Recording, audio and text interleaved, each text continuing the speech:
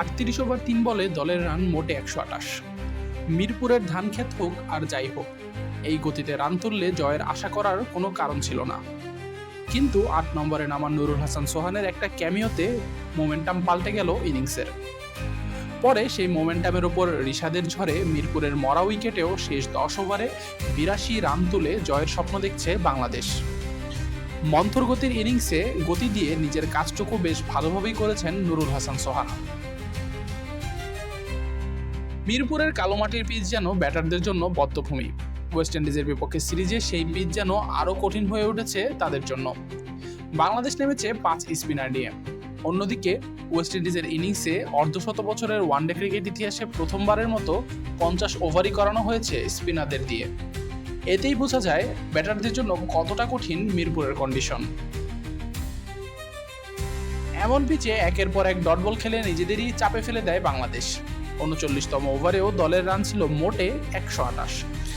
ডানহাতি বাহাতি কম্বিনেশনের জন্য এদিন 8 নম্বরে নামা সোহানের জন্য তাই পরিস্থিতি ছিল আরও কঠিন। কিন্তু শুরু থেকেই পজিটিভ ছিলেন সোহান। নিজের মোকাবেলা করা মাত্র 5ম বলেই এমন কঠিন উইকেটে গুদুকেশ মতিকে মিড উইকেটের ওপর দিয়ে ছক্কা মেরে দলের মোমেন্টাম ফিরিয়ে আনেন তিনি। অপর প্রান্তে মাত্র 55 স্ট্রাইক রেটে ব্যাট করতে থাকা মিরাজ চেষ্টা করেও পারছিলেন না গিয়ার শিফট করতে।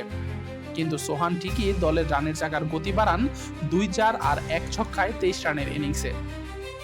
আদতে ইনিংসটা ছোট মনে হলেও মিরপুরের মতো রানের বদ্ধভূমিতে এই ছোট ক্যামিওগুলো হতে পারে দারুণ গুরুত্বপূর্ণ। সোহানের এই মোমেন্টাম কাজে লাগিয়ে মিরপুরের কথিত ধান খেতে ঝড় তোলেন রিশাদ হোসেন। বাংলাদেশের ইনিংসটাও পায় মোটামুটি মুখ বাঁচানোর মতো স্কোর। 2 বছর পর আফগানিস্তানের বিপক্ষে দলে ফেরার পর টানা 4 ম্যাচে ব্যর্থ ছিলেন সোহান। এমন কঠিন কন্ডিশনে এমন ইনিংস নিশ্চিতভাবে দারুণ আত্মবিশ্বাস এনে দেবে উইকেটের পেছনে দুর্দান্ত পারফর্ম করতে থাকা সোহানকে। আশিকুর রহমান শান্ত, ডি স্পোর্টস।